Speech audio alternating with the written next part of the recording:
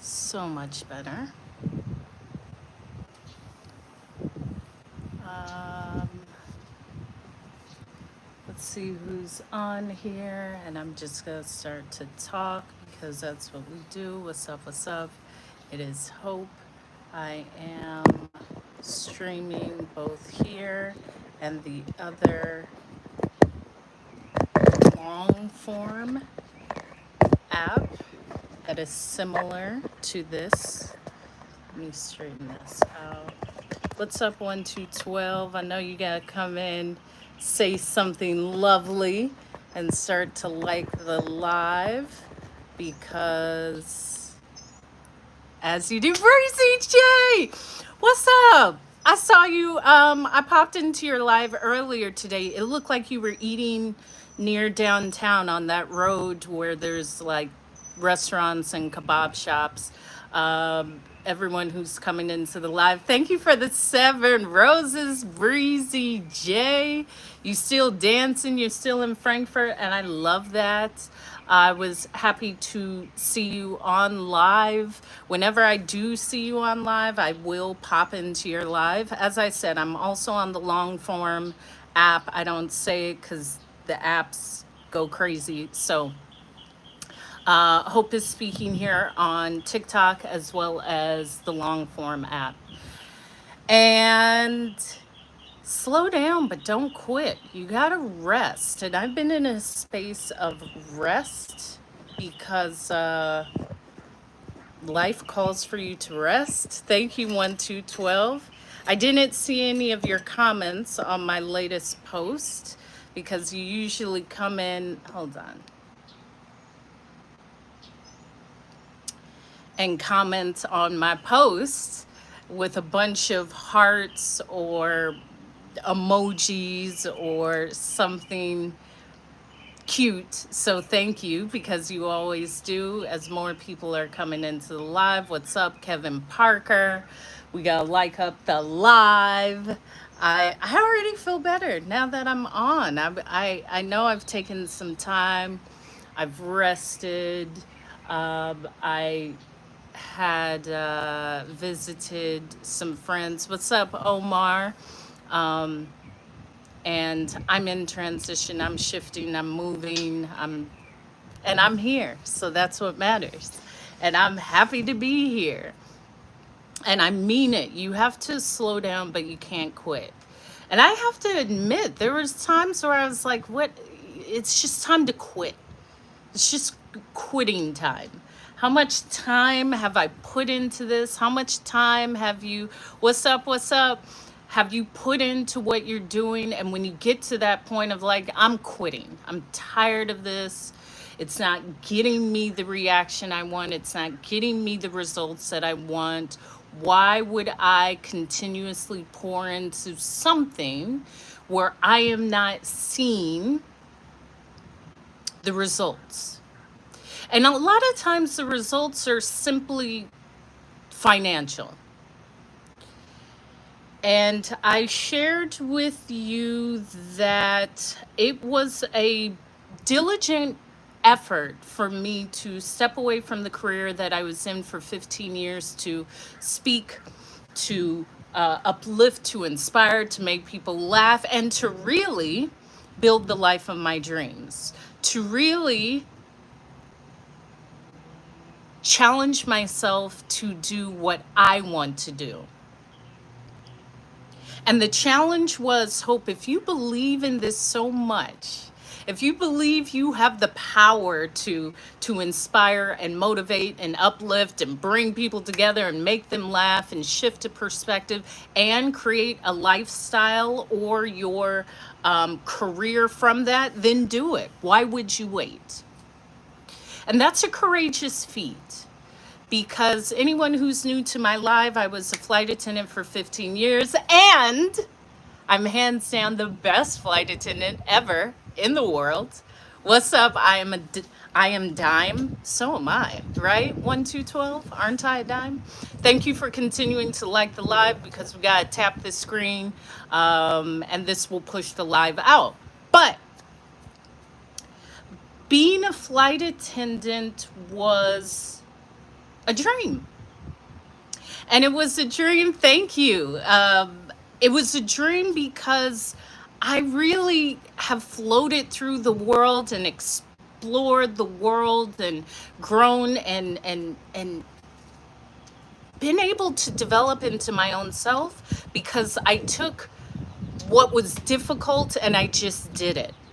And I shared about how I was already traveling. I was a makeup artist and I was a traveling makeup artist. And then I took a lunch break for almost 3 hours. And they were like, oh, thank you, thank you, thank you. I am. I really am. But we got to keep tapping that screen because the minimum is 10,000 likes. So thank you, 1212.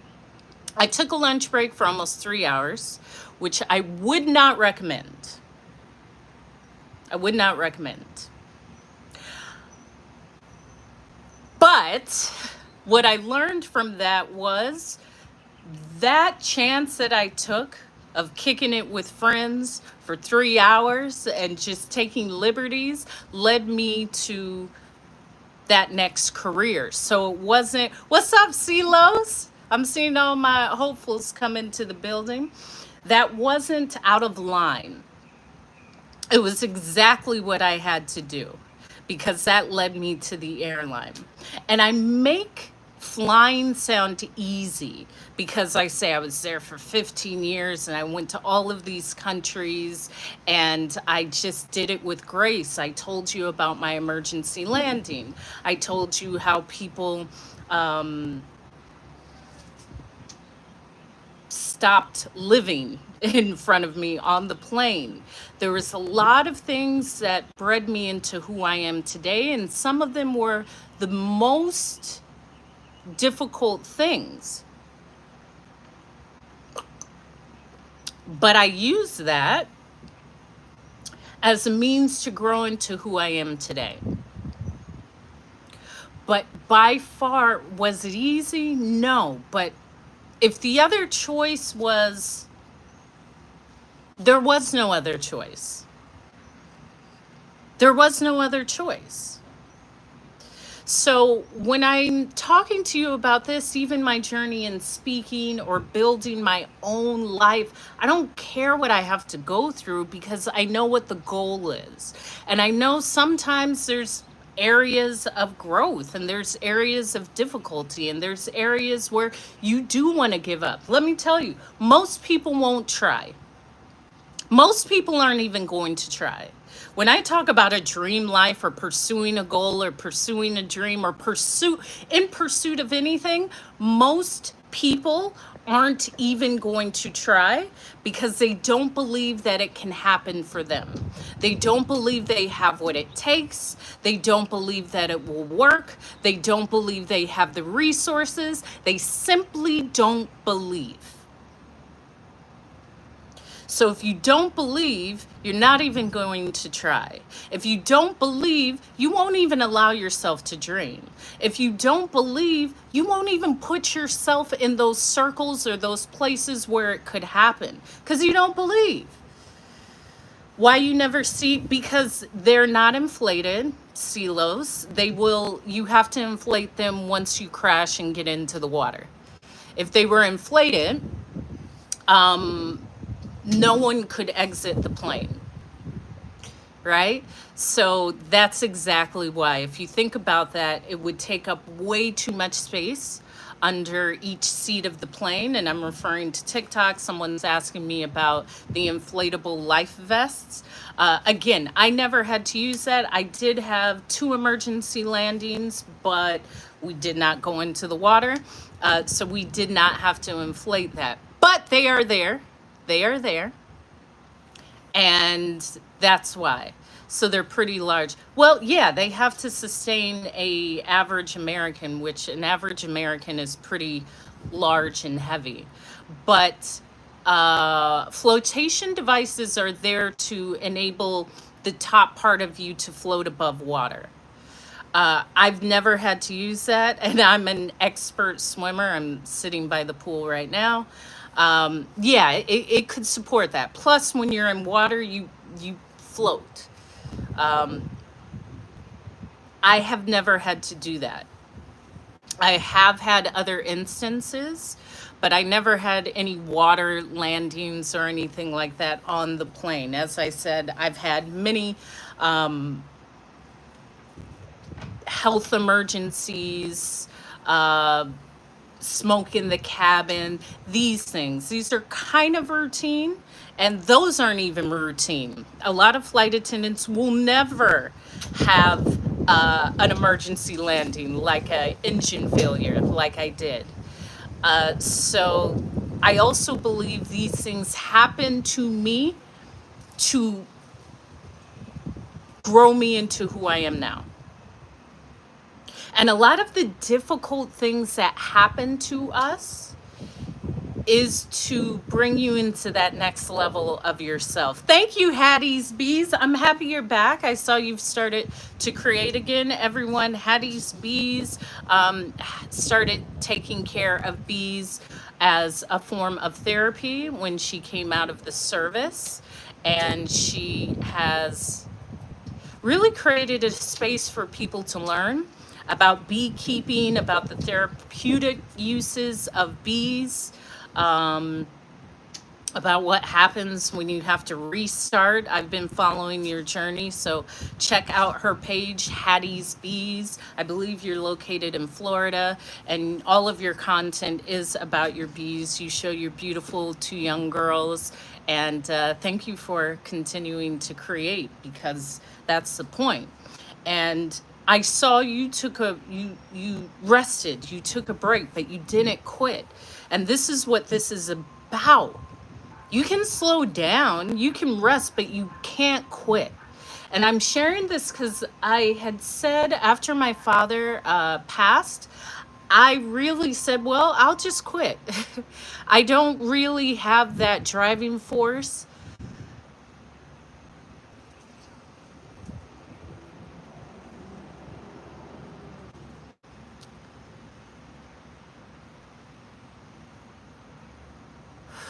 I didn't think I had,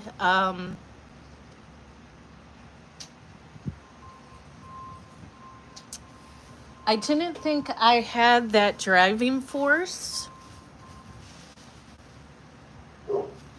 to inspire, because I learned my skill of speaking because of my father. I learned the skill of persistence because of my father. I learned the skill of inspiring because of my father. And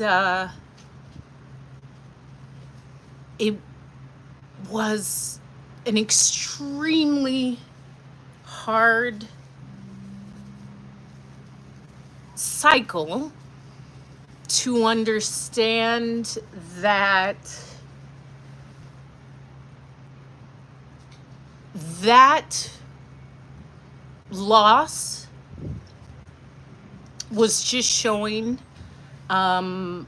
the strength that was within me, and showing that I do have what it takes. And that these things happen. And yesterday was Father's Day. It would be the second Father's Day. Uh, Thank you. Without my dad, and let me talk about that.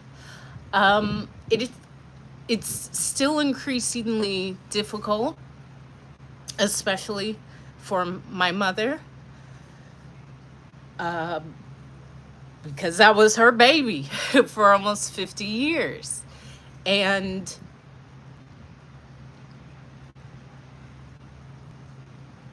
those days have a different charge.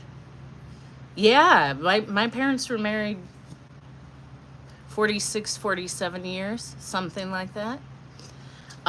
And so when my father passed away at the end of 2023, as I said, I kept showing up.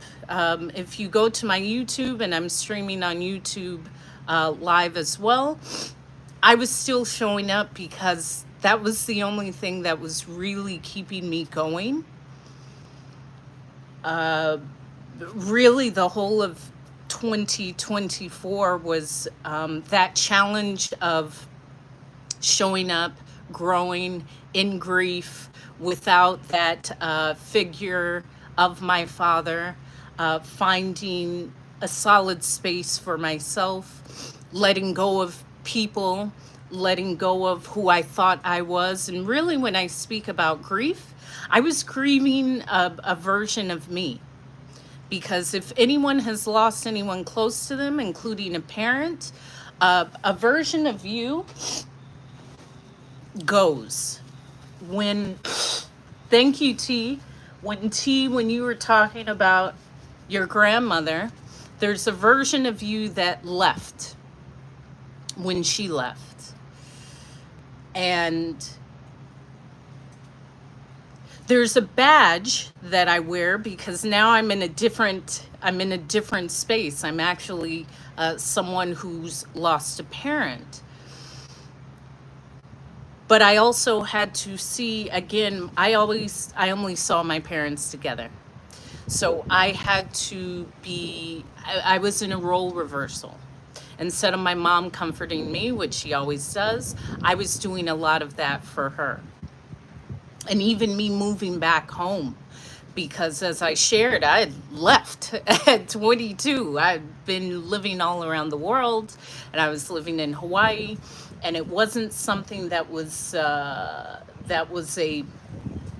something that I not necessarily wanted to do, but I see the beauty in it.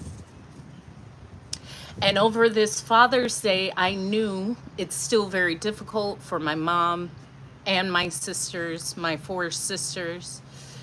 I transmute, and I shared about that. I do transmute this. So instead of going into the Father's Day in a sadness or a feeling of loss, I said, well, it's a beautiful day. What would my father do? He would grill. So I'm going to put some things on the grill. I'm going to show up in that space of what my father would do. And I was with my nieces. Thank you, thank you, thank you for all the gifts and the likes. We are almost at 5,000. We're halfway to 10,000. And I've already cried already. That's what needed to happen. So thank you. Thank you for all the gifts. So my nieces came down. They live in Northern California. There's four of them, just like my four sisters. And they were so excited. They were like, oh my gosh, we get to see Hope. We went to see Hope. We get to see Hope. Because they are skinny. Well, I don't like to say I'm skinny. I am athletic and I'm slim, but I got it in the right places, okay? So they came down and I told my mom, I said, the girls are coming. We're going, that's right, period. We're going to have a pool party, okay? I'm going to clean up the backyard. We have the little floaties in the pool, put the charcoal in the grill, which we've had for like 30 years. I'm going to do them some hamburgers, and I don't eat meat. I haven't eaten meat for years. Uh, yeah, for years, over 20 years. But I have to make meat because everyone around me eats meat. So we thawed out the ground beef, and I seasoned the ground beef and made burgers and threw those on the grill. And when I tell you I cook, I like delicious food. A lot of y'all will just eat anything, not me, okay? So my mom was away in her room, just going through her feelings. And I said, all right, I'm going to fire up this grill. I put the charcoal in. I put the lighter fluid. I made my burger patties. I cut up potatoes into French fries. And then you soak them in ice cold water to draw out the starch. So you have really crispy fries.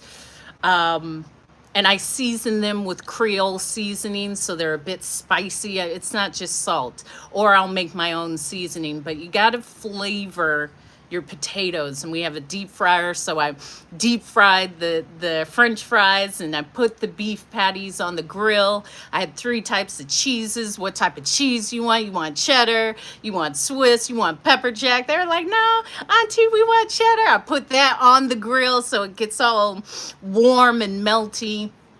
I thickly cut some onions. I put those on the grill because you gotta have grilled onions. You gotta have grilled onions. What else did I put on the grill? Oh, brioche buns, the good buns. You butter them up. You put those on the grill so they get really buttery and crisp and delicious. And I cut up the pickles and the lettuce and the tomato, and we made burgers, and we sat outside and we ate, and I made them nice drinks.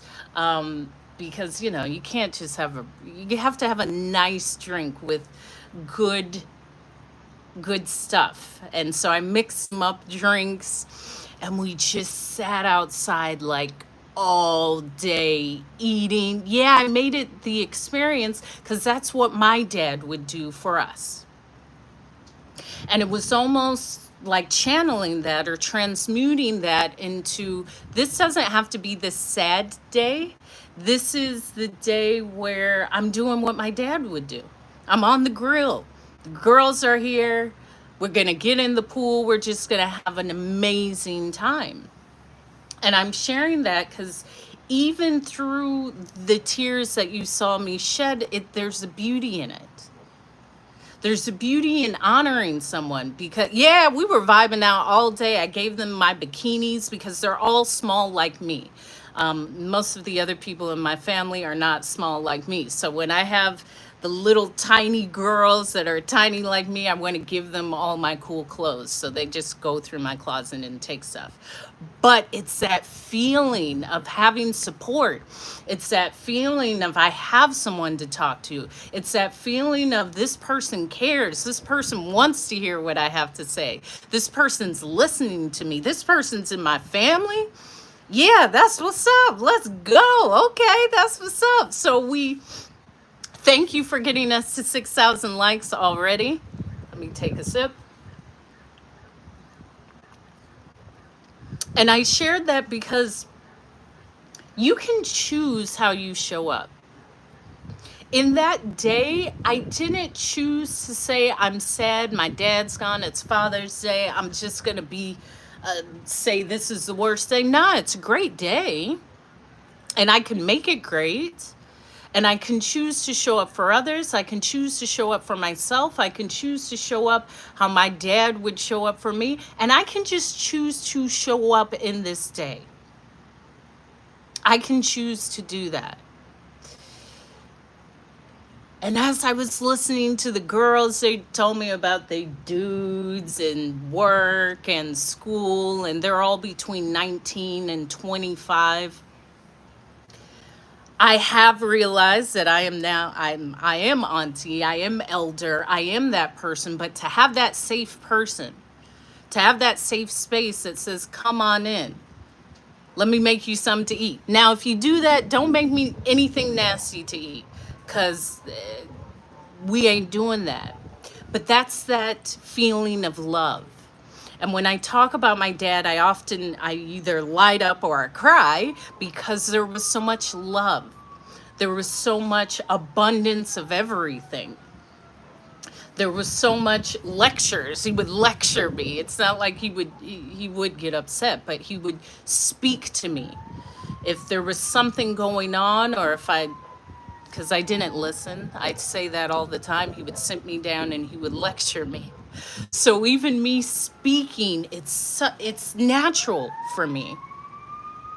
And as I was listening to the girls, how lucky you are to have someone listen to you, want to listen to you, want to support you, want to have you near, and want to give you a good time.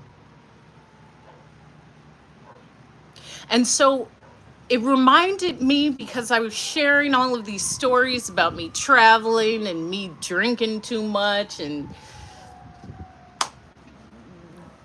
life stories. That's a part of Hope is Speaking.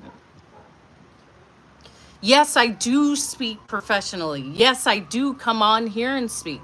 But yes, it's also for the people closest to me. And that's for you too. You never know who you are inspiring. You never know who you are helping. You never know who you are giving a little bit of motivation to, just in being you, just in who you are, just in this day period.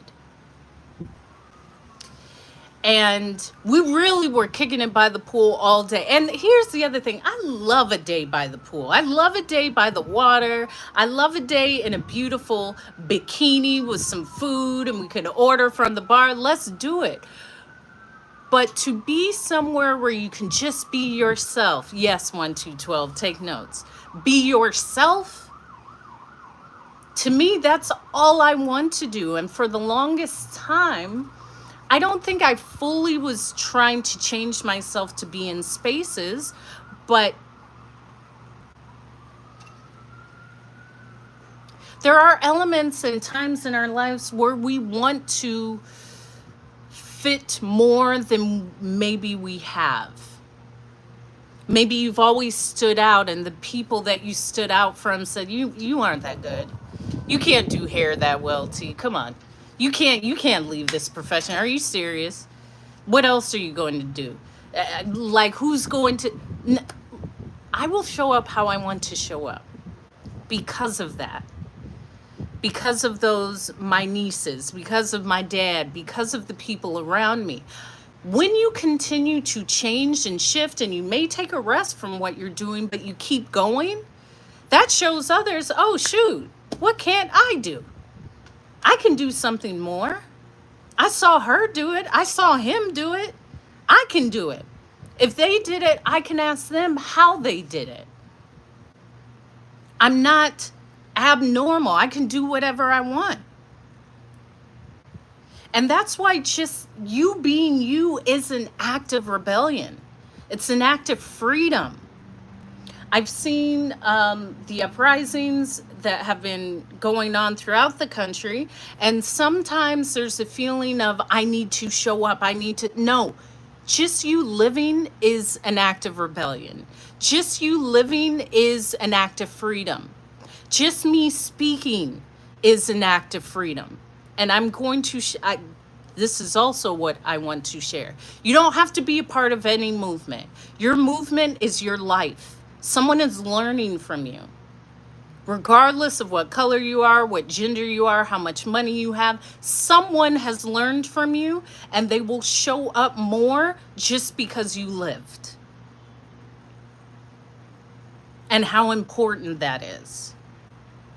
Because there's sometimes a need to want to speak up. Your life is an act of rebellion. There's so many people that came before us that weren't able to show up the way you show up, that weren't able to freely do hair or freely go to school or freely do the things that we take for granted.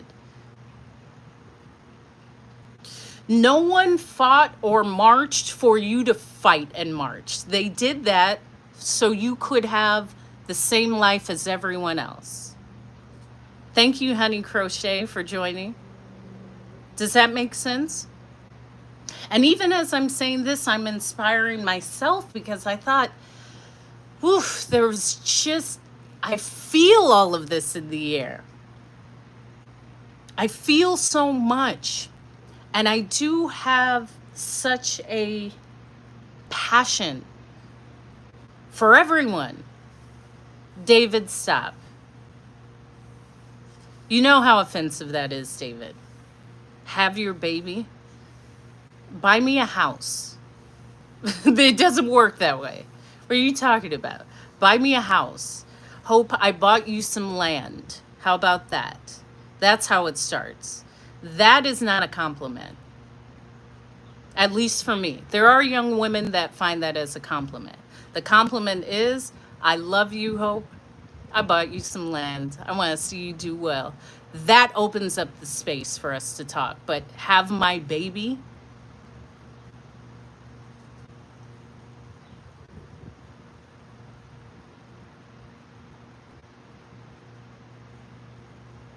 It's not about you staying there.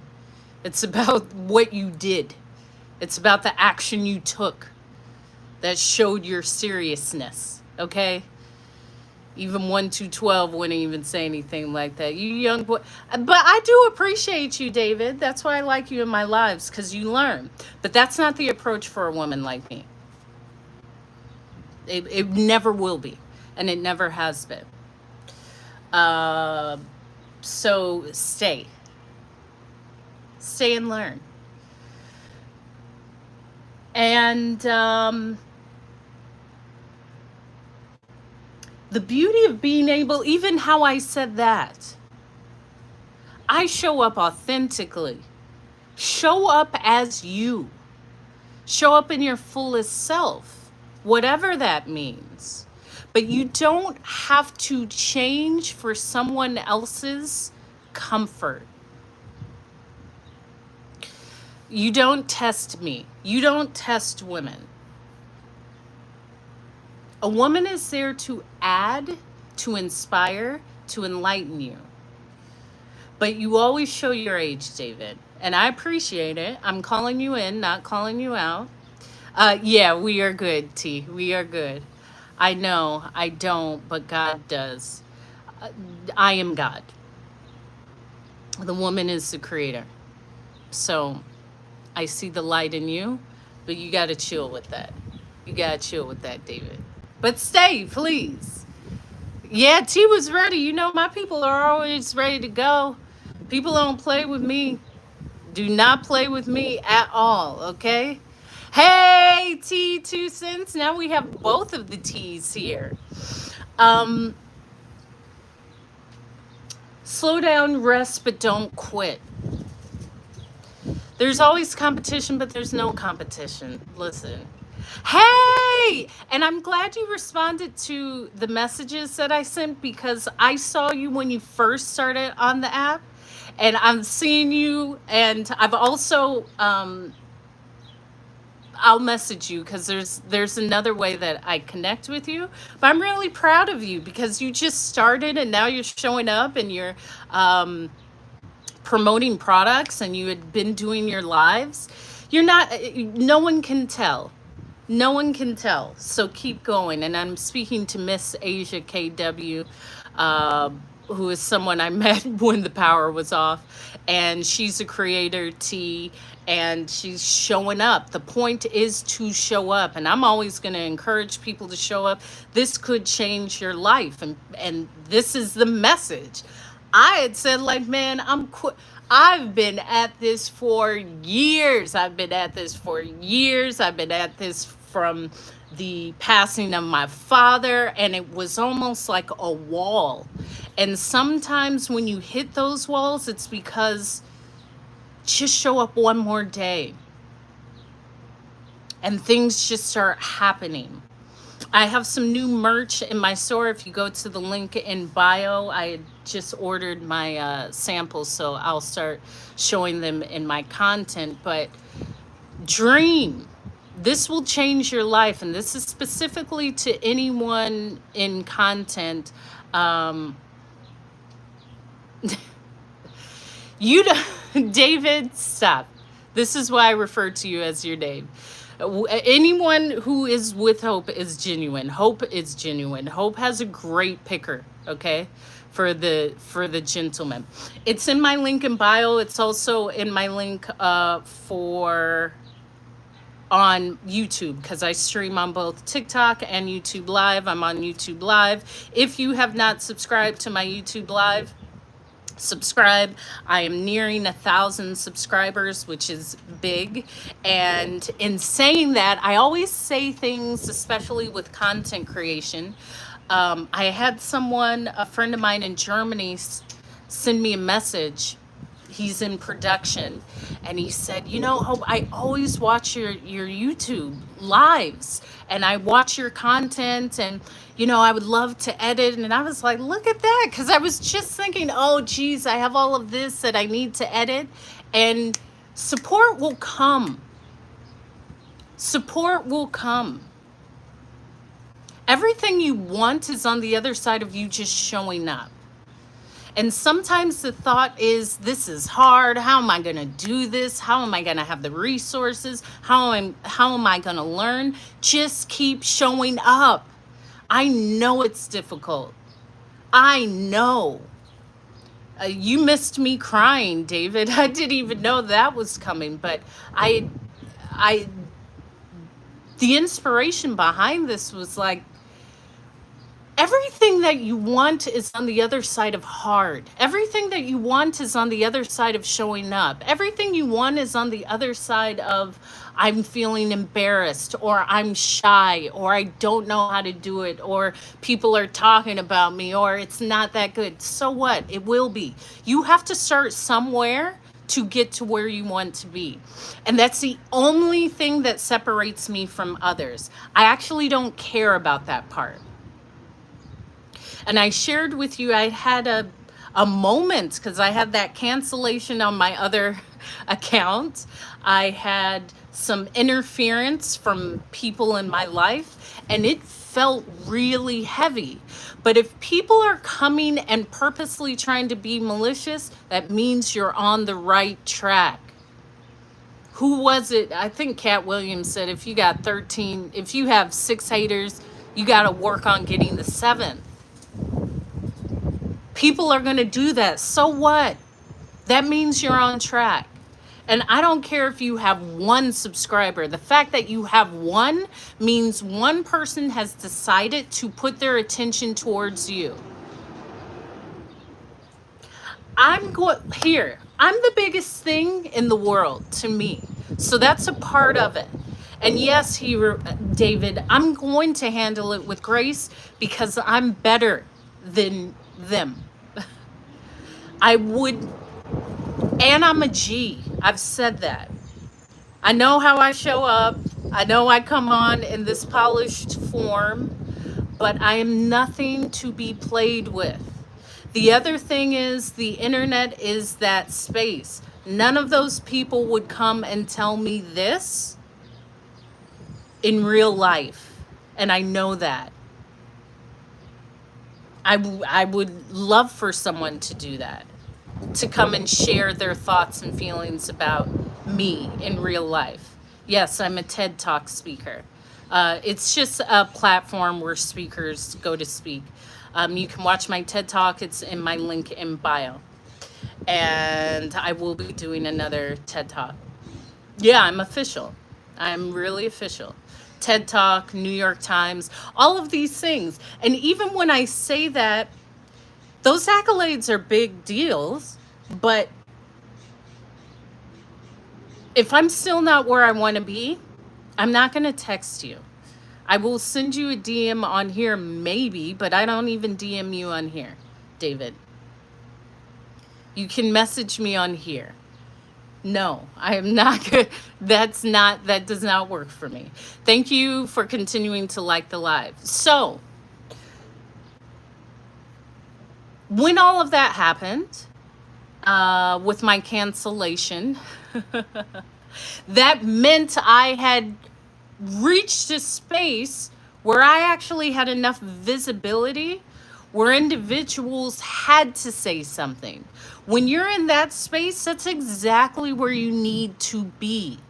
That's not the time to stop. It may be the time to slow down. I did slow down.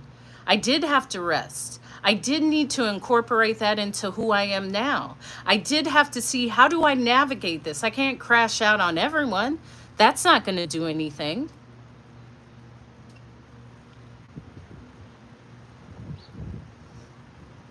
But I did tell you, why did they want, first of all, I'm not deleting anything. I already told you this. And I have another page, Life with Oatmeal, where it's kind of my flight attendant stuff. And it was kind of my spam page. I just post whatever. But I'm not deleting anything. I shared this. I'm not deleting anything. I'm not making an apology video. I'm not backing down. I am not that. I'm not that. I was called a mean girl. That is not an insult. And I am mean. I'm mean about getting what I want. I mean about life. Nice doesn't really get you what you want. The ability to observe a situation and use it to your advantage does. But being nice doesn't get you to where you want. Yeah, I don't care what you want from me.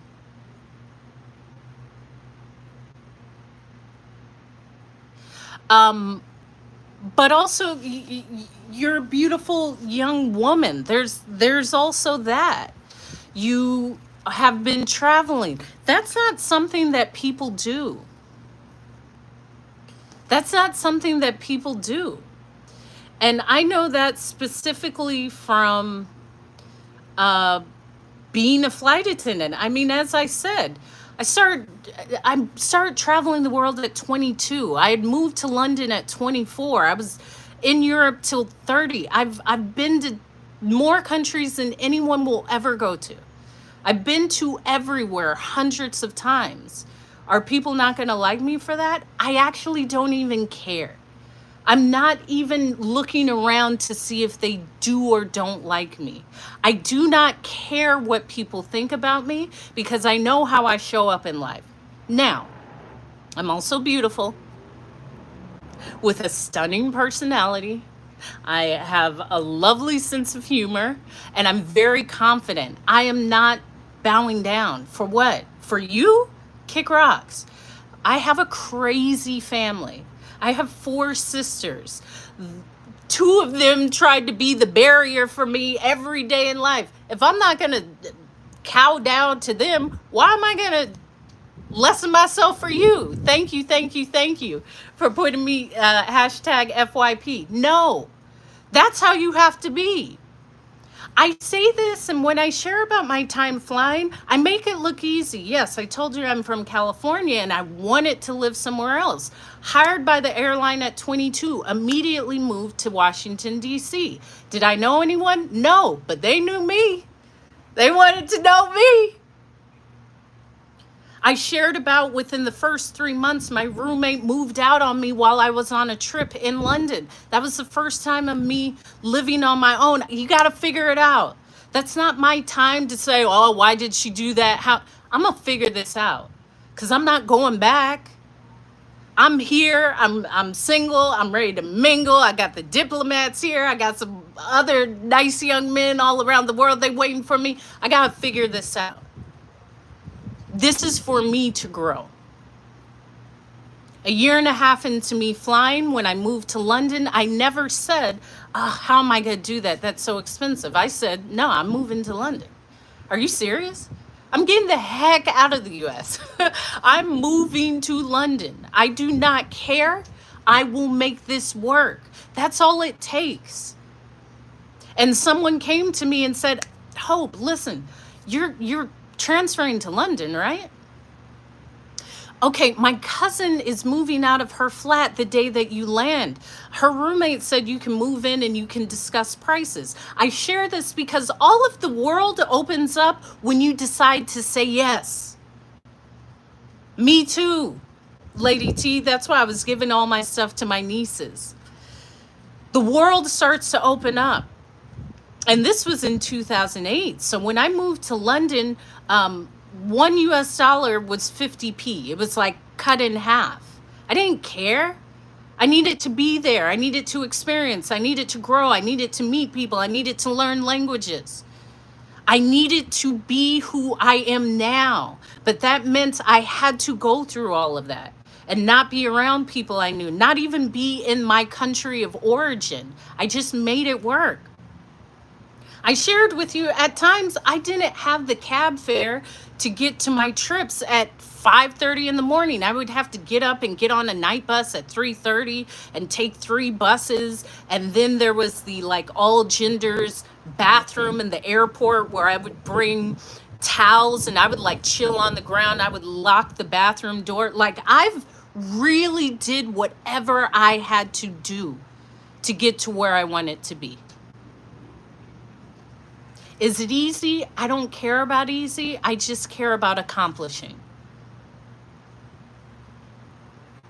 When I wanted to move to Paris, I didn't really think too much. I just knew I could make this happen.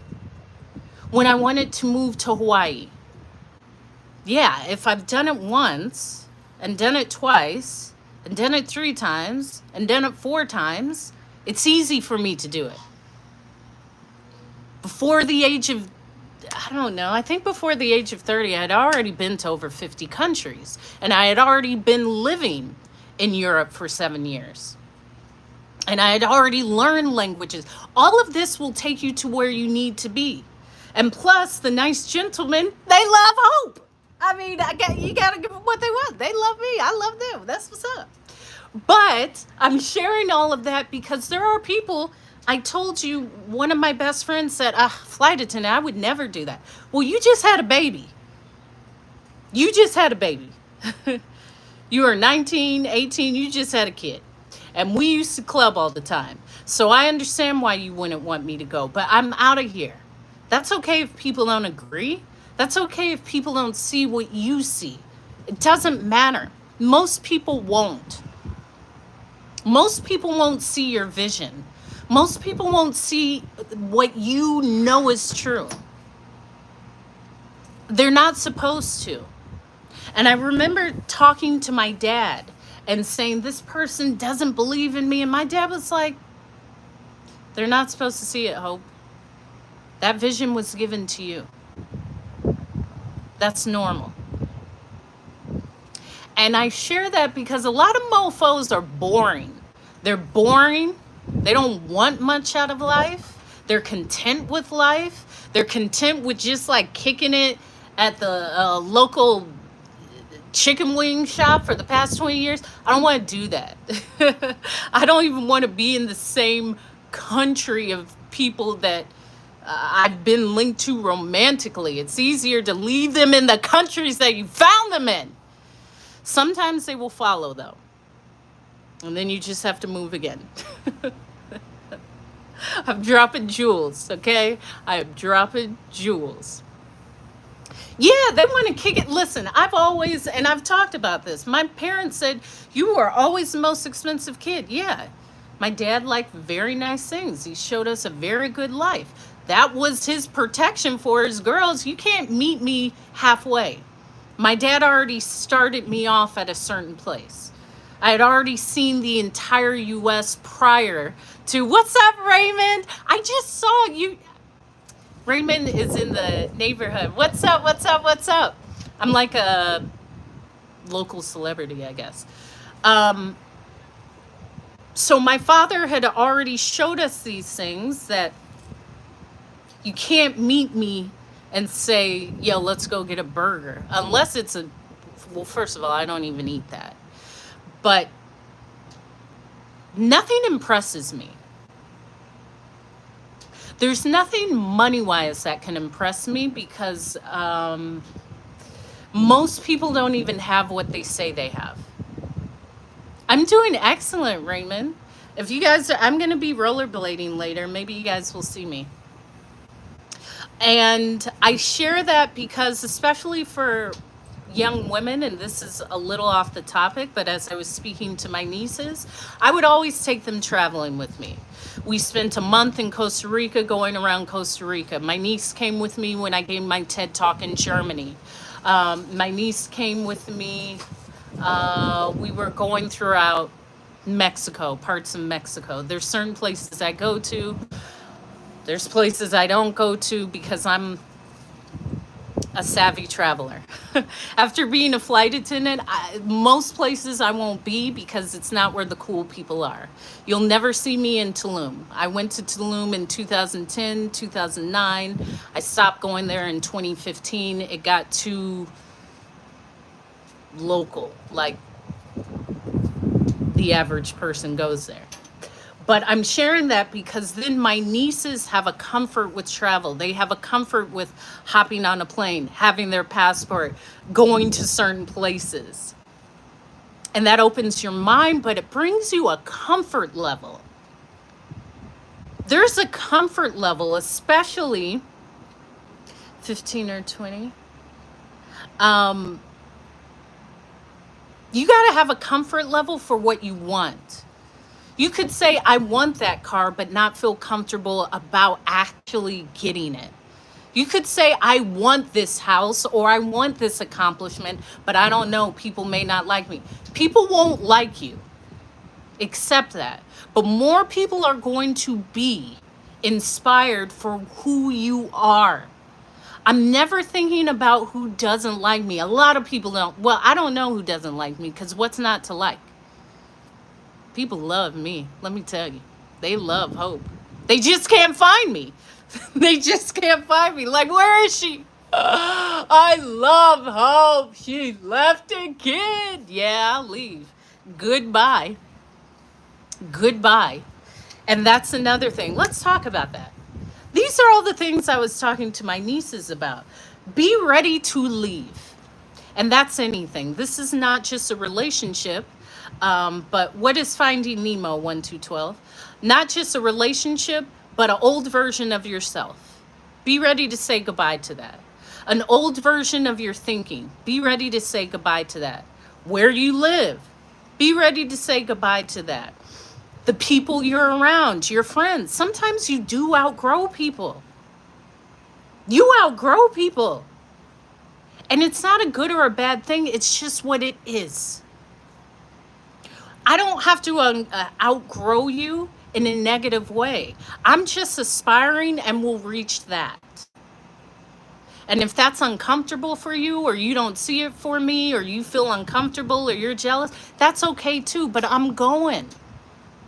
The thing that I love about life is you can aspire and grow for whatever you want when you allow yourself to. What's up, Danetta? Look at all my hopefuls coming in. What's up, Danetta? But you have to be able to leave people, places, and things behind, especially old versions of yourself. Yeah, the pint. Yes, I've been swimming, so my little straightened hair is kind of a wrap for the summer. Um, Thank you for, we're almost at 20,000. And that never hurt me to leave people. I will leave your ass in the quickness. A dude, I will leave a man immediately.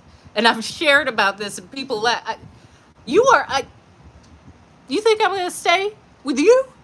No, baby, I'm gone. Every time I transferred when I was flying, um, that's the best way to break up with someone. I'm transferring to a whole new country. It was great.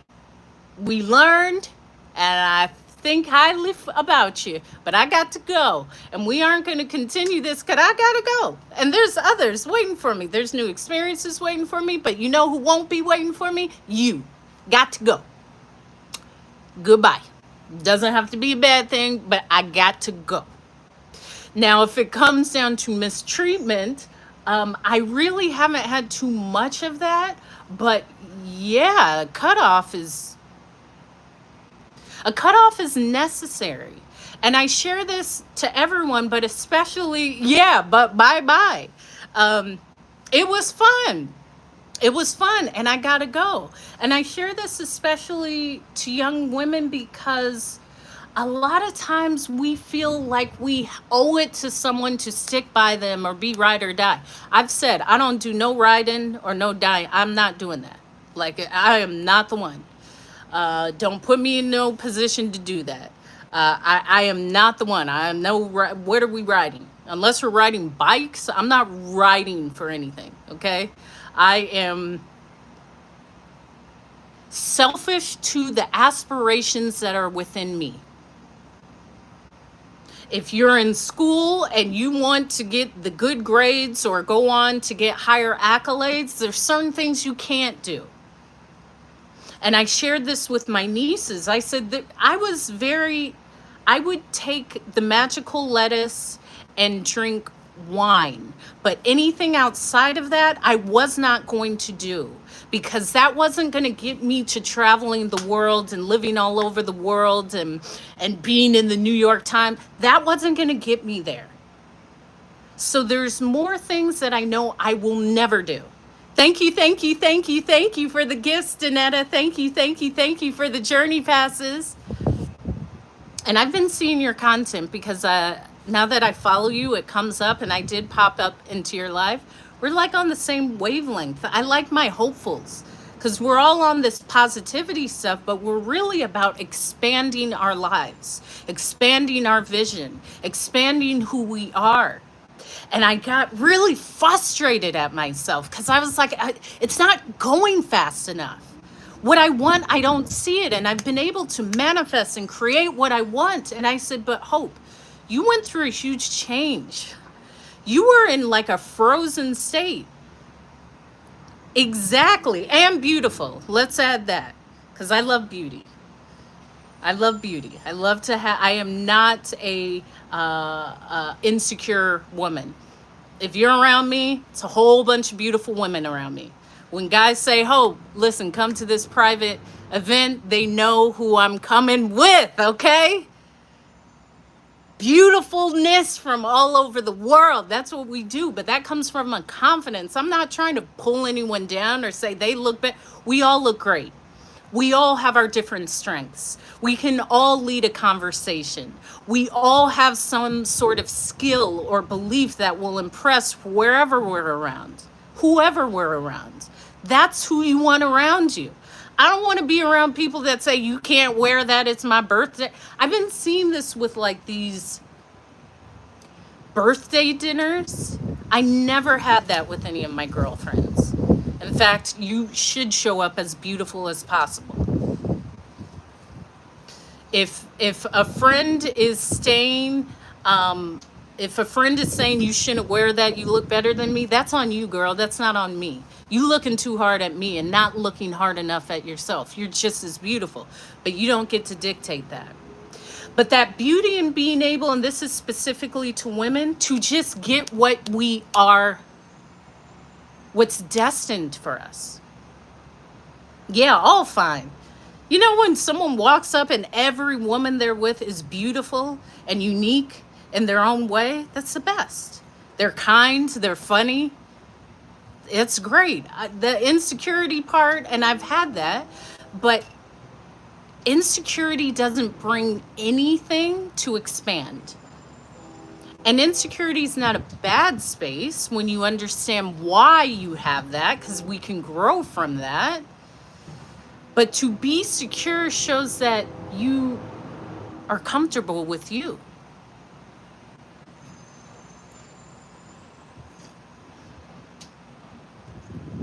So, the willingness, hold on. The willingness to thank you for sharing the live, because as I said, I don't know what happened. And thank you, we're almost at 20,000 likes. I even thought of starting another page because I would usually have like 10 to 15 times more people in my lives. I do not know what's happened. I don't post as frequently, but that's okay. The people that are here and also on YouTube should be here. That ability to say, that's what I want and I'm going to get it, is the secret code. Because for you to want something means you have to leave something behind. It's not always the easiest thing. And I experienced that within this past year and a half, 2 years after my father passed away, and being able to say, actually, no, this isn't aligned with me. Actually, whoa, I've just been in a space where I wanted something so safe that I may have been accepting treatment or people around me that weren't deserving of me. And I share that in a space of that happens. The fact that I saw it and I recalibrated, thank you, and thank you for continuing to like the live, is the growth. It's constantly growing. Every time you see me, I'll have a different hairstyle or I'll have a different story. I like growth. I like change. I know when I'm stagnant. I know when I'm not pushing myself. I also know when it's like time to rest. I've leaned into that space of rest Because to become strong means you need the rest. You need the off days. You don't build up the big biceps by just pumping iron every day. You have to lean. That's right, Danetta. You got to lean into that rest. You got to lean into that hydrating. You got to lean into the face masks and the deep conditioners. You have to lean into something to fortify yourself. And still that belief, that full belief. Because anytime I have that negative thought, like, I don't know how this is going to happen, I will immediately say, I don't need to know how, because it's already happened. And it's already, exactly, hydrate, girl. It's already happened for me. I don't care if I don't see it. I don't care if I don't know it. I've done it. I've been showing up. It's done. There's things happening behind the scenes. And next thing you know, I see an email of something big. It's like, okay, it's that belief. And the hardest thing about belief and having faith is it's just as crazy as having the negative belief. This isn't going to happen. I'm not good enough. I'm not worthy. I haven't done enough. It's the same as I am worthy. It's already happened. Of course it's mine. It's even better than I can imagine. It's the same thing. You just don't have evidence for it. And the evidence comes from you. Yeah, I deserve it. Why not me? Maybe I did have to sit down. Maybe I did have to go through that or that treatment or with that person or through that skill to understand I'm growing above this. That ain't for me. I don't dislike you, but I have to grow into a space where I know that ain't for me. That's it. There's no one that I dislike so strongly in my life because they've all taught me something. There's always something I've learned. Especially knowing like, oh yeah, this ain't for me anymore. Because I would never take treatment like this. So this ain't for me. And because it's not for me, I'll just exit. Doesn't have to be a knockdown, drag out fight. It's just not for me, so I'll exit. That's it. And that ability to, number one, be confident in yourself. The reason why I can show up is just because I like me. I'm not looking for your validation. I'm not looking at you for style. I'm not looking at you for anything. I'm not actually even looking at you. As Jay said, I'm not looking at you, dudes. I'm looking past you. I'm looking past you. I don't do get backs. I don't do revenge. Now, I learned the lesson and I keep going. I'm not putting out energy that isn't towards what's for me. And I learned that especially in the passing of my father. I learned how strong I am. I learned that I can pull myself out of dark spaces, because it gets dark when you lose someone that close. I can speak myself out of those dark spaces. I can visualize something. I can pull myself out. So I don't really need you to pull me out. I've pulled myself out of the darkest depths of sorrow and sadness and brokenness. And if I can do that for myself in that moment, what else can I do? Who else can I be? How else can I inspire myself? That means I can run another mile. That means I can get up and try again. And I've shared with you, that's why I'm a long distance runner and why I would run marathons. First of all, a percentage of the world's population will ever run a race, let alone a marathon. So I'm already in the 1%. Life is a marathon. It's one foot after the other. It doesn't stop. You may have setbacks, you may have breakdowns, you may have to recalibrate, you may have to shift, you may have to ask for help, you may have to sit down, you may have to celebrate yourself, you may have to show off for mofos that thought they were doing something, but then it keeps going. That's the best and the worst thing about milestones or goals. You hit them and then it's like, okay, now what? Now what? And when I ran the New York City Marathon, I said, okay, I did it. Let me do it again. Let me do it again. Because shoot, if I did it once, I can do it again. And everything I do is to impress me, to show like I did that. When I did my TED Talk and I shared, as soon as I came off the TED stage, someone said, this is incredible. You're a TED speaker? What's next? And I was like, girl, I just walked off the TED Talk stage like 10 seconds ago. What's next will come to me, but I'm going to sit in this moment. I'm going to feel this moment. I'm going to feel this. I'm going to glow in this. I'm going to just observe this day because it took everything for me to do this. And then after it's done, what I found with a lot of goals is it doesn't really feel like what you thought it would feel like. It's not like fireworks and all. Yeah, it feels good, but that's fleeting. Of course, enjoy it. Enjoy it. And I was so happy because that was like 2 months before my father passed away. So it was huge. And it was, I've shared this. It's not that I downplay it because it is a big thing, but I had still had the spaces within me that said, yeah, but Hope, you don't want to brag. No, I'm going to brag.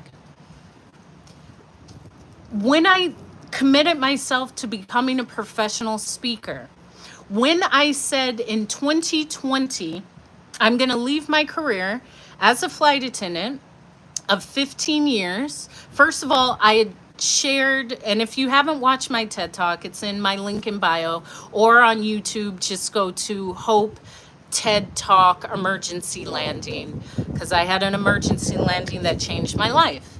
And it did change my life. I've flown more than anyone will ever fly times a million. But how much more do I need to do? I see a lot of content with people going to the south of France. I did that since I was 25. The south of Italy, I did Capri, all of that. I've been doing that. Don't even need to mention it, okay? But so what? So you spend a month or two in the south of France or the south of Spain or south of Italy. It's great. But my goal is to speak and become the professional speaker where maybe I'll have an event in the south of France or I'll have my own home. It's not funded by someone inviting me. Nah, I did this. I'm not waiting on you to invite me. And I didn't need the invite because I was a flight attendant and we could fly anywhere for free. But then that's the next accomplishment. And I had, I haven't told this story. You'll like this story. There was this gentleman who said, Hope, I want to take you to the south of France for the Cannes Film Festival. I was like, okay. He was like, yeah, I'm going to the Amphar Gala, which is one of the biggest galas. It's what everyone goes to the south of France for during the Cannes Film Festival. And everyone is there. You name them, they are there. And I was visiting my family at the time because I was living in London, but during the summer I would take time off. I would come see my parents in California, and then I would travel. I would take time off during summer. So this guy said, I would like you to be my date. for this event for the Amphar Gala. And so I called a friend of mine. I'm like, he wants to take the beat to the Amphar Gala. She's like, Hope, you gotta go. And I was thinking, is he really? Anyway, I went, and it was beautiful, and being on the red carpet and having the beautiful gown and designer everything. It was great. But what I learned was it didn't feel like what I thought it would feel like. And it didn't feel like what I thought it would feel like because it wasn't really on my own merit. There's something within me that has to do it for me. I don't mind being your date or the invitee, but I'd rather be the person that has the table, or my company sponsor the table, or I'm invited. There is that feeling of that. And that's what I learned from that. And everyone there, I didn't look out of place because so many people there, the man is at least 40 years older than their dates, sometimes 50 years older than their dates. And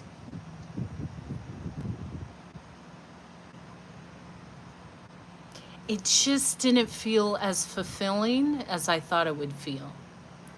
And I remember calling my friend because I had bought, we went to Jimmy Choo and I got all of these shoes and matching bags. And I was like, this isn't who I am. This isn't who I am. I'm going to throw these Jimmy Choos away. And she's like, Hope, don't do that. Don't do that, Hope. Come back to London. You can give them to me. But it was a breakdown because I knew I could actually do that for myself. And it's not a knock. It was just that it wasn't as fulfilling as I thought it would be. And what I found was it's so fulfilling to create these milestones myself. To create that milestone of, I'm taking all my nieces. Thank you, thank you, thank you. Thank you for the heart me. I'm taking all my nieces, all these cute little black girls. Come on. I'm renting a villa for the month. I'm going to take them out there. I'm a French speaker. They get to see their auntie translate. And I actually chartered a boat. Like, that's actually cooler. Now, it took me getting there to understand that that's what I wanted to accomplish. But to be able to say, I want that and I will get that, creates the channel for you to be there. And I also want what I want, which means you can't take it away from me. This is mine. This is from me speaking or my book or my speeches or whatever it is. This is mine. And I'm sharing this because my dad, I'm a spoiled kid. I had a very comfortable upbringing, as I believe you should. But my father would say, I got this for you. I can take it back. No, you can't. I got this. I got this. And it's that beautiful realization because I like what I like and I don't like cheap. I know they tried to cancel me on my other page because I did call someone cheap. I don't like cheap. I'm allergic to cheap. I don't like nothing about cheap. If you say, Hope, I got cheap, I'm hanging up on you. I don't want cheap. I can have quality, but cheap usually can be a state of mind. And money will prevent people from even trying. I can't have that. Look at the price. That doesn't mean you can't have it. Maybe someone will gift it to you. Maybe it will be discounted. But I'm not going to say I can't have something because of a price. The price is, I like it. I like it. That's it. Yeah, I don't do cheap. When I'm telling you about when I moved to Maui and everywhere, I haven't even lived anywhere cheap. When people say I want to move there because it's cheap, that I don't want to be around you. I don't want to be around anyone that wants to live somewhere cheap. That is the worst thing. I want to live where I want to live. That also comes from me traveling the world. So I know exactly where I want to live. I know the exact home. I know the exact car. I know what I want. I'm not going to settle for less because I'm going to resent myself. I'm going to resent myself. But the cheap way of thinking is, I can't buy this. Well, you have the money. I know, but I don't want to spend the money. No, you're still operating in your parents' or your grandparents' way of thinking of that's too much. If I work for it, I deserve to spend it however I want. I don't care how much it costs. The price is, I like it. And we had the same car, Miss Asia KW, because I bought my i3 in 2019. It was my dream car from when they first came out in 2015. And that was the first time that I'd ever bought a car. My dad had always bought me a car, but I never had a car flying because I was living in Europe or I was living in DC or I was living in New York. I never had a car. So when I moved to Hawaii, let's go back to even me getting to Hawaii because I haven't told this story in a very long time.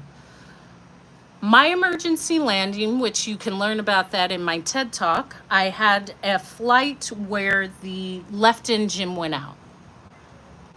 And it was frightening.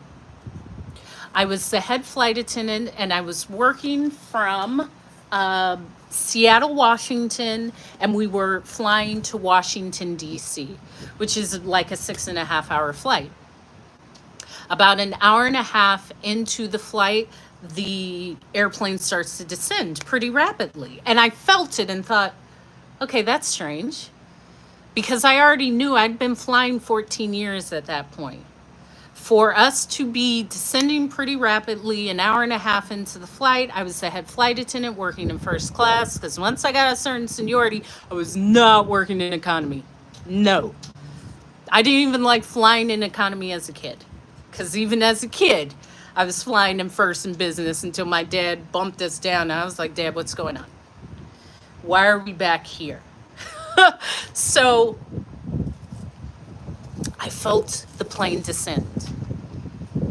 And I thought, that's strange.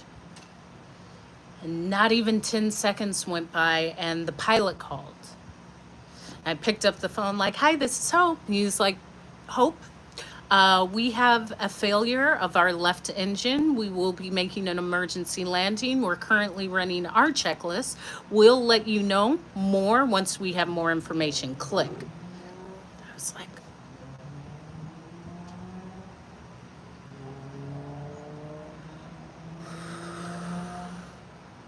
okay. Yeah, wow is right. Now, again, during my time flying, I had one engine failure. It wasn't as serious as this one. I had passengers pass away. I had a mirror. You'll read about all that. I kind of had it all. But this one was very serious.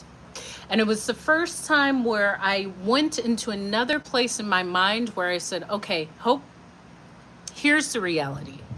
The next 30 minutes could possibly be the final 30 minutes of this life experience. Okay?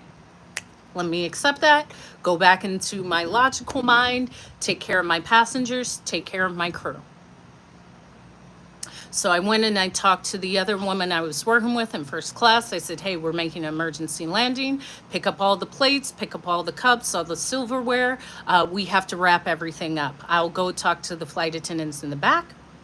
They were on the beverage cart doing their breakfast service. And I said, hey, we're making an emergency landing. We have a left engine that's failing right now. Make sure you know where your emergency equipment is, your life vests. Push the carts to the back, pick up everything, all the cups, all the napkins, all the food, and identify able-bodied passengers.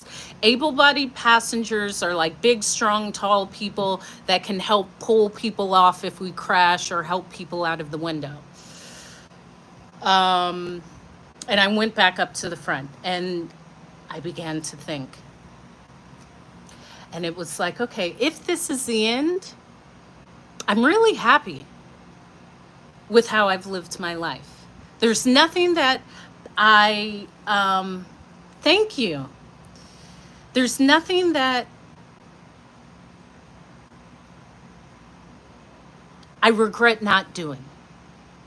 Like, I became a flight attendant. I did live in every place that I wanted to live in.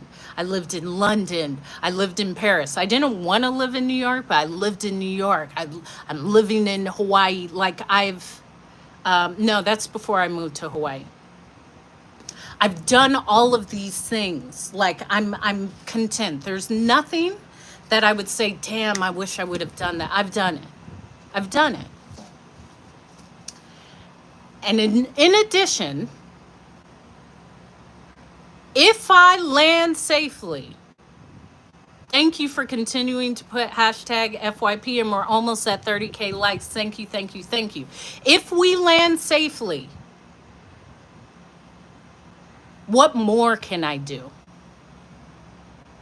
What more can I do? Because right now, we're descending. I'm looking out of the airplane window and I'm seeing the fire trucks, I'm seeing ambulances, I'm seeing the police cars, because they have to be there because we made skirt into the airport. And sitting with that. And I share this because people say, Hope, do you miss flying? Do you regret? No! I mean, I always will have memories because, again, my entire adult life, since the age of 22, I've been using the plane like a bus. When people say on this app, oh, just a random, that's not a random day, dog. You had to plan that. Me and all my beautiful young flight attendant friends, we are living in London. I would say, hey, let's go to Milan and just have lunch and get a pizza and go shopping. We'll fly back. We'll be back in London tonight. I did that. Imagine that. I did that. Oh, Hope, there's this party in Japan. Let's go. And then we're going down to Brazil. That's what we were doing. What's up, Detroit? I've done it. So now I can share the stories, but there's more. There has to be more. I will say, do it. Can't do it as good as me, but do it. And I'll share some other stories. But there has to be more. There has to be more. And so upon landing again, and it was frightening. It was exciting. It was like, what the F? What is going on? Is this plane gonna crash? And I'm also in professional mode. So you don't, especially as flight attendants, you don't want to be like crying and shaking in your boots and the passengers are seeing you. I'm just there like, okay, I'm the professional, I'm the leader, I'm supposed to be on this flight. This was supposed to happen to me. These people were supposed to be in my care. They needed a leader. Not everyone can lead. That was destined for me. You probably would have been able to. Don't speak that on yourself. I was the youngest person on that flight. I was the most junior on that flight. And so when we landed safely, as soon as our wheels hit the tarmac, the engine did pfft, and it was smoking. It was like, what? This is crazy. Now, the funny part is we were supposed to fly from Seattle to Washington, D.C., Washington, D.C. to like maybe Dallas to Austin, layover, Austin to Miami, layover, Miami back to wherever I was based at the time, to JFK or Newark. So and this was like in March. So I had only packed booty shorts and bikinis because I was like, all right, I'm going to be in Miami. I'm going to be in Austin. No, we had an emergency landing in Montana with snow on the ground. Thank you, Star Child. And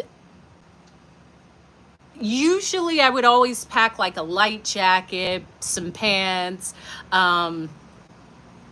Yeah, they needed that plane, but if the engine goes out, that's it. The plane is taken out of service.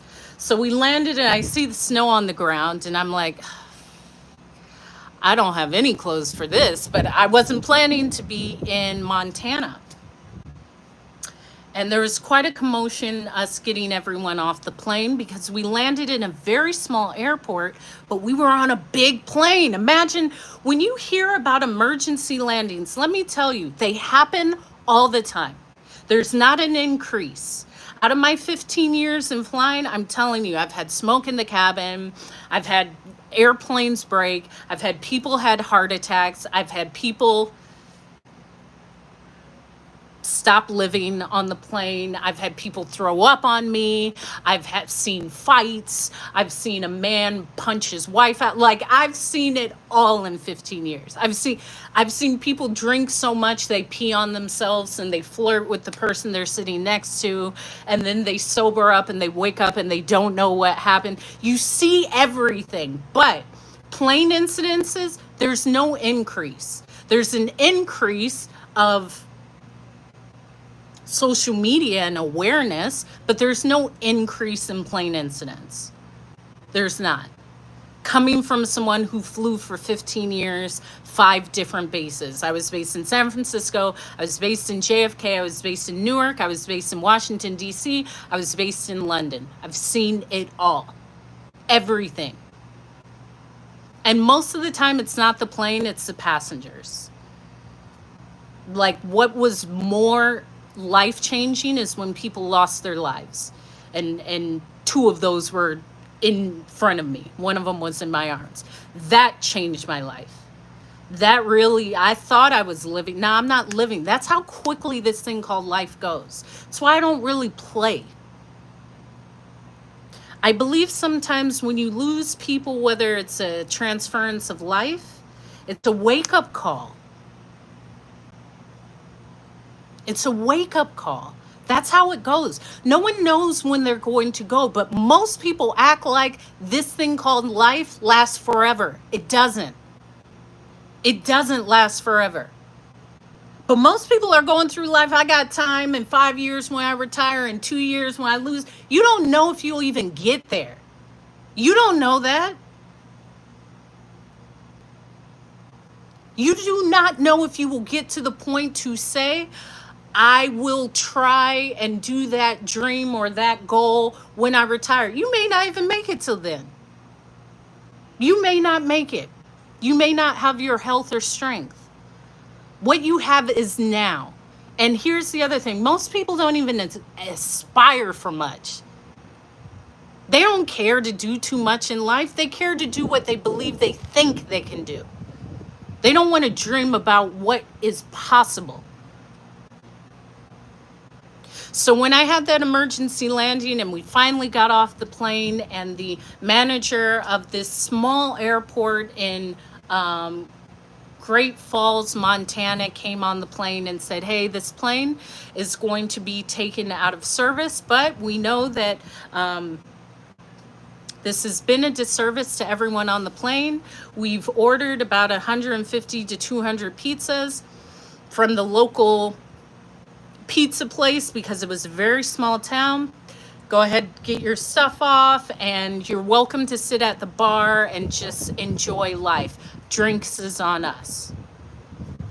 And I share that because a lot of times when you see things about aviations or planes, you don't see that part. You don't understand how frightening it is to survive that. I had post-traumatic stress disorder. I took off 3 months. I was like, what? Like, it really, it was something, it affected my life in the most incredible way. But after we got off the plane and I saw passengers, no one knew each other, but they were hugging each other. They were having a drink at the bar. They were eating pizza and just rejoicing because they were still alive. That's how quickly that goes. And my father was a pilot in Vietnam. He was a flight instructor. He'd always loved aviation. And when I got off the plane, we laid overnight in that location because the plane had to get service. So they sent another plane the next day for us to continue our trip. And when I got off the plane, I called my dad. Thank you, Bama Boy DTX. I'm guessing that is Dallas, Texas, for the follow. I called my dad and I said, Dad, listen, we had an emergency landing, left engine went out, it like blew up upon landing, but I'm okay. And my dad said, all right, Hope, take your time. I was like, what are you talking about? He was like, things like this can affect us. Take as much time as you need. Take your time. And he said that because he was a pilot in Vietnam. And my father is a survivor of post-traumatic stress disorder. I'm a child of someone who had severe post-traumatic stress disorder, someone who saw loss of life daily and would have to pick up people that he had dropped off earlier in that day and maybe picked up pieces of them, and that affected him. And so he knew, especially with aviation, how serious these things affect us. And I like talking about my post-traumatic stress disorder because adrenaline comes in. I'm the flight attendant, I'm the head flight attendant. I'm going to ensure my passengers are okay. I'm going to ensure that my colleagues are okay. But a few hours after that, all of a sudden, out of nowhere, I just started bawling. I just started crying. And it was this overwhelm of like, whoa, what just happened? Like this could have been it. That's how quickly it goes. And it was just an incredible emotional event that lasted for a couple of months. And my company called me because they immediately have to make sure your mental health is okay when you have an airplane incident, when you have an emergency landing, when you have an irregular operation, when a plane skids off the runway. Listen, these companies have to make sure your mental health is okay because they are at fault if we are not okay. And they will immediately put you in contact with employee assistance program or a therapist, which I had one. And I was really affected by that. I was affected so much that the first few days, it might have been the first week, I know I didn't leave my apartment. I hardly left my room because it was just really uncomfortable and dark to understand how quickly life goes. And I had told my company, take me off the schedule. Like, I loved flying. I have always loved planes. I would fly somewhere, party with my friends, get on a plane, fly to another country. We would do that for weeks. I loved it until I didn't. And what do you do then? What do you do when you are doing what you love and then you immediately do not love it anymore, or you don't even want to get on a plane? I didn't know if I ever wanted to be on a plane after that experience because of the depth and just to experience that. People say they travel, of course you do.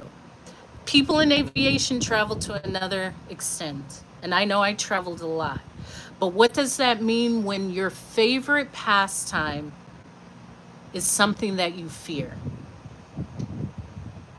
And I mean it. I feared it. I feared being on the plane because of that, because of seeing that and seeing the smoke from the plane, and just, I didn't know. It was dark. I knew I had post-traumatic stress disorder, and I worked with a therapist for quite a while. I mean, it took, I spoke to that therapist often during those 3 months, but then it was also probably for about 3 years after. And In that hotel room in Great Falls, Montana, I was like, I don't know what my life is about anymore. Because I loved flying, but now I don't want to get on. I don't, the reality is, that is what they're paying me for. They are paying for me to save passengers' lives. They are paying me to be the first responder. That could happen again. It's not likely, but it could. And I remember taking a piece of paper and I just started writing, what do I want?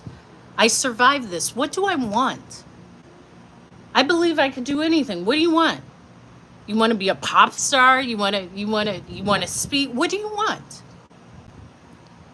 What do I want? Thank you.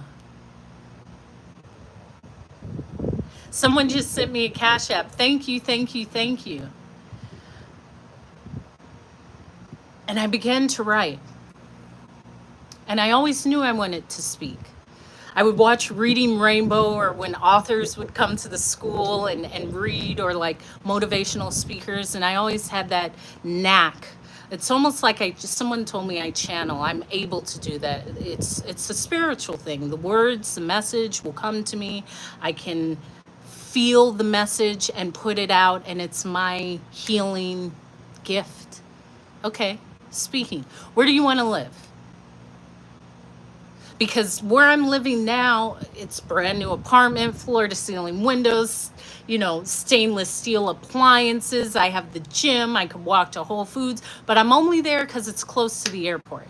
I don't actually want to live in New York. I don't actually want to live in Jersey. I'd rather live on an island. I'd rather live by the beach. I'd rather be able to go outside every day and put on a bikini top and cut off vintage Levi's shorts. I'd rather be able to pick my mangoes. I like to be outside. My happiest place is hiking to a waterfall. I like to be outside. Now, granted, I had already lived in London. I had already lived in New York. I had already lived in Paris. I had already lived in these idyllic places. These are world-class cities that most people don't even get to visit, let alone live full time. And this isn't a few months, this is years. I've already visited every major city hundreds, if not thousands of times. But where do I want to be? As I said, I'm not thinking about money. I don't want to be nowhere cheap. As my dad says, if it's cheap for a reason. Where do you want to be? What do you want to feel? Go there. And I had made a list because I said, okay, well, I thought about living in Asia. We have a base in Tokyo. We have a base in Narita. Okay, so Japan is an option. I do want to be back outside of the US, and I had really loved Colombia, Bogota, Colombia. There's great healthcare. My Spanish will be impeccable because their grammar usage for Spanish is like amazing. And I liked Colombia. I liked the city. I could commute and fly. Okay, I could move to Colombia. And Hawaii was always on the list because it was one of my favorite vacations when I was a kid that we went to. Okay, so we have that. What do you want to do? Where do you want to live? Are you around people that love you? Are you around people that support you? Are you around people that uplift you? Hold on.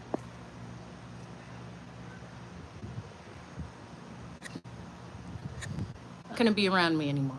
I only want people who uplift me. When they come to see me, they're there on time. I don't want to do any of that back and forthness. Okay. And I chose in that moment, through crying, because I just cried a lot. I think I was getting rid of all of that adrenaline from the emergency landing. Thank you, Marion, for sharing the live. I'm not going to spend one day doing anything I don't want to do. And it's a radical choice, but I meant it. I'm not going to do anything just for money. That doesn't serve me. I'm working here. Nah, if I can't make money, not even if, I can always make money doing what I love. And I saw that with my dad. But I'm not going to waste away because that's how quickly it goes. That emergency landing, you saw that? If we didn't land, you were doing what you loved, but there's more. Hope, you've been traveling since you were 22. You've lived in these cities. You've spoken the languages. You've done all of this. Maybe it's time for you to share. You've always wanted to speak or write or craft these messages. And originally, I thought I was speaking to just women or women that look like me because I have some stories. But really, the word is universal. The word is universal. Okay. Do you still want to fly? No, I actually don't want to fly. And I had even told my sister about 2 years before, y'all better get your flying in because my days are numbered. After that, I said, the days are definitely numbered, okay? That was in like March. And I took 3 months off, and I was in Jersey at the time, Jersey, New York. And I just started living, even though I was in New York, like I was a tourist, because I knew I was going to leave. And I went to the Statue of Liberty, all the things that you don't do when you're living in a place, because they're typically tourist things. And I would pick up, once I decided to go back to flying, I would pick up trips that I had never been to, like Iceland. Paris, I lived there, I had done that for years. Iceland and a bunch of other places. And I was seeing them like as a tourist because I knew I'm going to step away from this. And a friend of mine had asked me to come with her to Hawaii, and we went to Maui, and the energy is just amazing. I was like, this is it. This is my new home. So I'd even said, okay, yeah, it's June, November, I'm moving. My lease is up, I'm moving to Hawaii. And we'll go from there. And that was November 2019. And I did. I moved to Maui November 2019, and there was even another life change because a person close to me actually passed away of substances the day that I was moving to Hawaii. And I was like, what the heck? What? He did? And the greatest thing was, and this is a superpower, when you're able to sit in your discomfort. Yeah, thank you.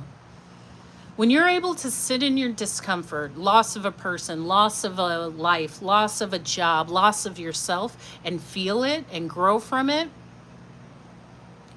that's where the new you grows. That's where you really start to understand yourself. That's when magic happens, because most people can't. I don't want to feel this. I'll drink to feel this. I'll go out. I'll be around people. I'll distract myself. Now, you got to sit with it. I learned that even more with the loss of my father. You have to sit with it. It's not comfortable, but it's necessary. It's necessary. There's something that's birthing within you, but you have to sit with it. And it is an art, and it is uncomfortable and it's painful, but the healing is on the other side of that. And the best thing I did was move to Hawaii because I didn't know anyone, but I was exactly where I wanted to be. So I could get up and just walk on the beach or go hiking. But grieving that person, there was nowhere I could go. I would just go to the beach and cry or journal, but I really processed that.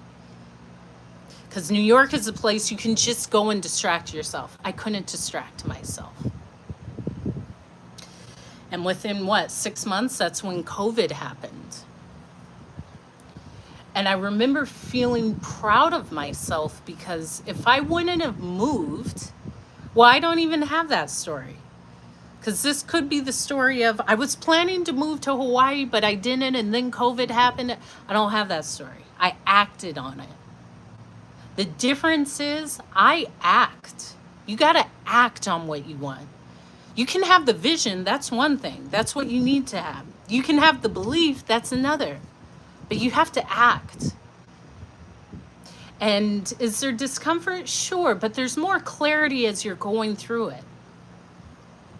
And I felt so proud of myself because Hawaii was idyllic during COVID. I mean, no tourists were there. It was amazing.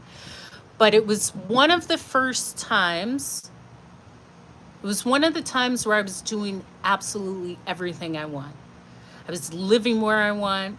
I was driving the car that I want. I was going to the waterfalls. I was hiking. I was doing the exact life that I wanted to live. And that all came from that emergency landing. And so when COVID came around and the airline offered early retirement and early out, I was like, I'm ready. It's me. I'm ready. It wasn't even a question. It was, I'm ready. I'm ready for what's next. And I've already done it all. I've already done it all. There's not like, I don't need to, I still have benefits. So it's not like I'm missing out. I'm not. 15 years, like, I'm not missing out. Plus, what I'm building, I'll still have that. It's not that I won't ever travel. It's not, now I'm traveling to speak. Now I'm taking that life and reformulating it into this new life. So I'm not losing anything. I'm gaining perspective, but I already know the lifestyle that I am going to live. It's just building it. It's just showing up. And I was so confident because there was other flight attendants that would say, well, what are you going to do? I would never leave. Well, that's you. And I get that. But you don't want to do anything else in life. And this isn't knocking that, but there's more in life for me. And I also put myself in a position where I had to act. Because flying, you can drop all your trips and people will be flight attendants and they fly like 4 times a year. But I knew if I did that, I would not be showing up all the time. I had to sever that and leave so I could fully push myself. You got to put yourself in a position where it's make or break. You got to make that happen. And it wasn't even about like, I got to work to make money. Nah, I've invested enough. I got enough to chill, but I'm not going to work. I'm going to make it work until it works. If you run out of money, then you got to keep talking or whatever you have to do to make it work.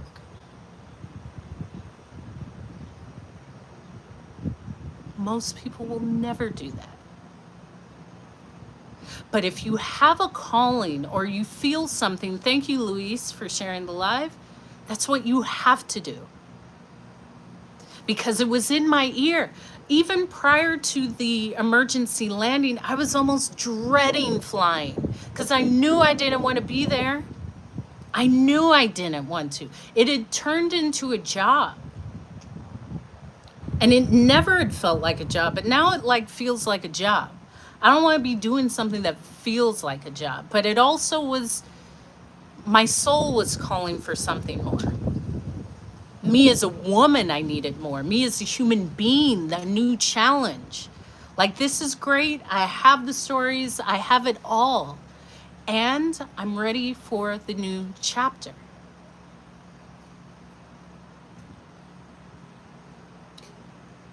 And so I felt so content when I said goodbye. And I said, I will give myself a year to chill. Again, I'm saying this for a reason. Most people can't even do that. They can't gift themselves a year off from work. Like, no, you don't have to do anything. You have more than enough. Everything is covered. You relax for a year and then we go into it. Then you go into speaking. But give yourself not even a vacation, just time to be. And this was also during COVID. So I was not like, okay, I got to make the. Nah, this is during COVID. So I am chilling for a year. And I will let it come to me. And then I will pick up and start with this new way of life. And that's exactly what I did. And so it all came from that emergency landing. And thank you to everyone who's liked and shared the live. Let's just like it a bit more to get to 30,000, because actually this will be a very my highest liked live in a long time.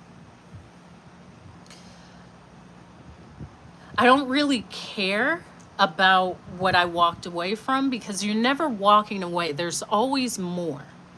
There's always those memories. It's like if you separate from a partner or someone you're with, you're never leaving them. That experience, those memories are always with you. But this was the biggest transition of trust. Trusting yourself to build what's next.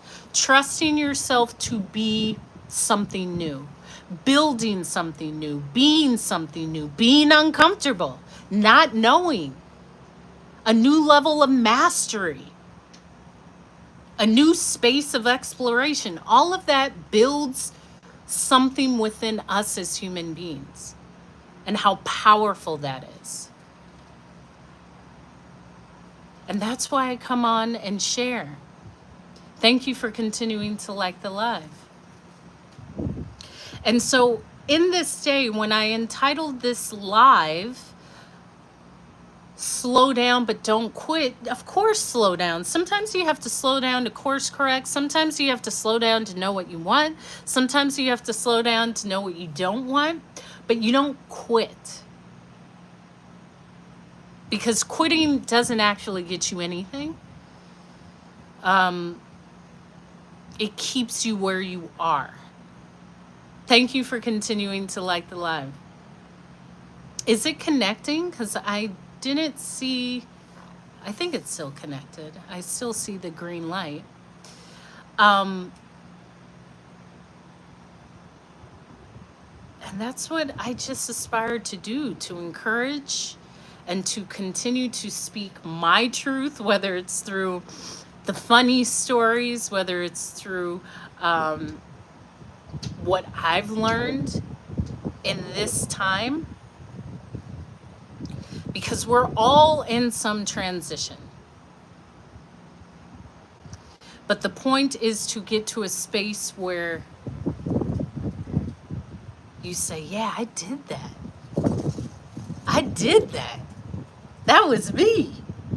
That was, I keep seeing something. Oh, what's up? I see some of my hopefuls coming in, and that's my encouragement for you. Because stuff is hard, I will tell you. I shared with you, we started this live with me having an expression of tears, because things can be hard. And sometimes that's just the lesson. The lesson is to keep going. And is it difficult? Yeah, it's difficult. But what's the other option? What's the other option? If the other option, thank you, Robbie Lawrence, for sharing the live. Continue to like the live. We are almost at 30,000 likes. If the other option is for me to stay the same, I'm not doing it. If the other option is for me not to challenge myself, I'm not doing it. If the other option is for me to stay safe, be safe and small and not go into a new space of who I'm born to be, I'm not doing it. And I'm okay with that. I'm okay with just continuing to build the dream that I see. So I encourage you to build the dream for yourself. I encourage you to go forward in a spirit of course this is happening. Why wouldn't this happen for me? The only thing that will happen is me having it. I'm worth it. This is my goal. Like, why not me? Of course it's me. These mofos don't know what persistence looks like until they see me. Because every time they see me, something is different. Something has been increased. Something has been improved. That is the point. My goal is my own legacy. And I'm saying that because I'm all for other people's legacy, but my legacy is my own. What am I leaving? What did I do? When I'm around my nieces or nephews or people, like, people are just encouraged by you showing up doing what they didn't even think is possible. And that's the same for yourself. When you continue to do things that you didn't even know you could do, you didn't even think it was possible, that's when you know I could do anything. I know I can do everything. Everything. And the most beautiful part is looking back, even in the hardest moments. Remember, you've survived the worst. You survived the worst days, the worst circumstances. You are here today, and you've made it past the worst days that you thought, like, how am I going to get past this? You have, and you did. You're actually more incredible and more powerful than you can imagine. You just have to imagine it. You just have to imagine it. So I'm so inspired by this word because I had taken some time to rest, and that is my message. Rest, slow down, but don't quit. Rest, imagine, dream bigger. I'm not for anything that's logical. Your dream or what you want in life isn't supposed to make sense. It's supposed to be so big that you don't even know how you're going to accomplish it, but you will. And whatever you want in life, it's possible. That we're human beings, we're creators. Thank you, Love and Light, for continuing to like the live. As I said, if you have not followed me here on TikTok, follow me here on TikTok. Follow me, Hope is Speaking, YouTube. All of my links are in my link in bio, as far as if you would like to donate. Someone donated to my Cash App. Thank you. My TED Talk, which is in my link in bio, or you can just go to YouTube and put in Hope TEDx. Thank you, Love and Light. Emergency Landing, you can watch my TED Talk. My link in bio, I'm making new merch. You can buy that. I'll have the samples in, so you'll be seeing me wear it. What else? My New York Times article is in my link in bio because I've turned down 2 marriage proposals because I trusted my intuition. And that's a powerful message. A lot of these messages are to women because sometimes women feel like, I should say yes, or I don't know if I'll get this chance again, or a proposal. If it's not right, if I'm not jumping for joy and saying, yes, I can't wait to walk down the aisle, then it's a no. And that's just it. That's how I've lived my life. If it's not a hard yes, it's a no. So that, my New York Times article is in my link in bio.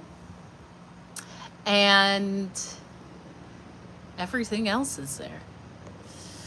So this is what I do. And I've actually been traveling and speaking, so sometimes I go MIA. And there's people that don't want me to record when I'm speaking at their businesses. But when I can, I do. So that is it. I'll definitely come on tomorrow. I'm gearing back up to come on daily. All of these are uploaded onto YouTube. I post content onto YouTube, as well as I usually stream on Twitch as well. I'm on Twitch as well. I'm on, like, on all of them. I have to get my Patreon back up. So that's it.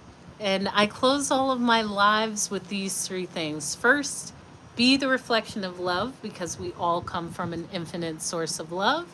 Secondly, show up.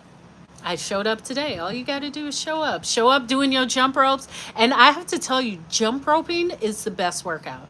It's cardio. You get slim and trim. You can take it with you in your suitcase. I used to pack a jump rope, so that's a good workout. And definitely work out or go walk or do some, move your body, move that ass, okay? Because we like the asses moving. But if you don't show up, nothing happens. And finally, yeah, rest. Especially if you're in content creation, you got to rest. This can take a lot out of you. There's a lot going on. Rest and then come back refreshed. Show us what you got. And just keep seeing yourself as the biggest creator. I don't care if you have 1 follower, 100, a million. See yourself as the biggest because you already are. The fact that you're showing up, you've already beat out the competition. It's Taco Tuesdays. I'm going to make some tacos. I will see you tomorrow. Thank you for listening. I love you. Go impress yourself. Okay? Clem66, you shared the live right when it was ending. That's okay. I appreciate you. I will see you tomorrow. And if you do not have your notifications on, turn on your notifications because I don't have a specific time that I come on. Thank you, Durette, for the follow. But I come on. But if you set that, if you press the little bell, that will notify you like Hope is Speaking is live. So you can do that and on YouTube for Hope is Speaking as well. Enjoy your Taco Tuesday. Bye-bye.